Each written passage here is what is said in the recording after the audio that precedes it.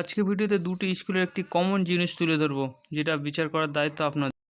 এই স্কুলের গেট, আর গেটের পাশেই বিশ্বস্ত মনীষী নেতাজি সুভাষচন্দ্র বসু, তার জন্মদিন, স্বামী বিবেকানন্দের জন্মদিন ও মৃত্যুদিন, রাজা রামমোহন রায়ের জন্মদিন ও মৃত্যুদিন, বেগম রোকেয়া তার জন্ম সাল এবং মৃত্যুর সাল, মাদার টেরেজা সেম একই, তার জন্ম এবং মৃত্যুর সাল, আচার্য জগদীশ চন্দ্র বসু, তারপরে ক্ষুদিরাম বসুর জন্মদিন ও মৃত্যুদিন। ঠিক এইভাবে স্কুলের দেওয়ালে এক এক করে কিন্তু লেখা পাবেন বিশিষ্ট মনীষীদের।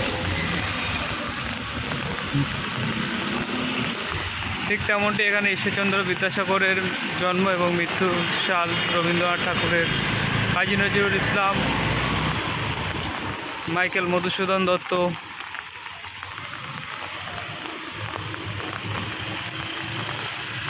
শরৎচন্দ্র চট্টোপাধ্যায় ও সুকান্ত মজুমদার বা সুকান্ত ভট্টাচার্য,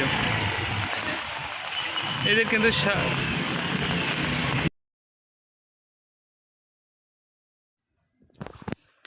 স্কুলে ঢোকার আগে কোনো ছাত্রছাত্রী এবং মনীষীদের নাম এবং তাদের জন্ম মৃত্যুর সাল দেখলে তাদের অনুগ্রহ আরও বেড়ে যায় যে এই মনীষীগুলো কারা, কেন এদের দেওয়ালে এদের ছবি আঁকা এবং এদের জন্ম মৃত্যুর সাল দেওয়া। কিন্তু এমনও স্কুল আছে, এমনও অনেক স্কুল আছে, আমি দেখাবো সেই স্কুল থেকে কোনো বাজে কমেন্টস করব না,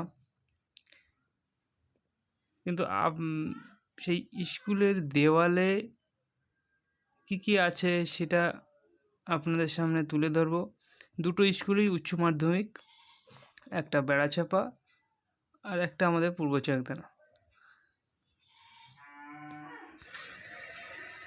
একটি স্কুল দেখালাম, আর এবার আরেকটা স্কুল দেখাচ্ছি।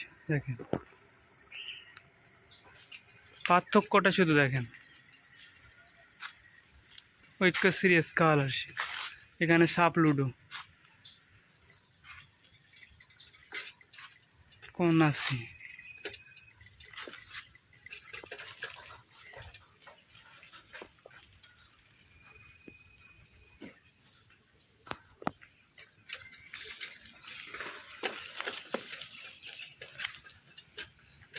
স্কুলের নাম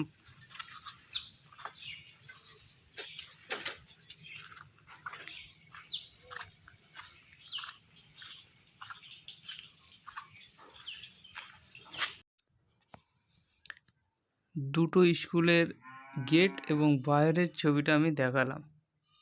এতে ভালো মন্দ বিচার করার দায়িত্ব আপনাদের। আপনাদের শিশু এবং সন্তানকে কোন স্কুলে পড়ালে ভালো শিক্ষিত হবে, জ্ঞানী হবে, বড় হয়ে কিছু করতে পারবে। স্কুলগুলো যাতে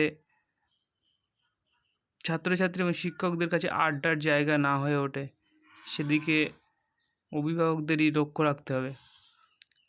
চলি, ধন্যবাদ।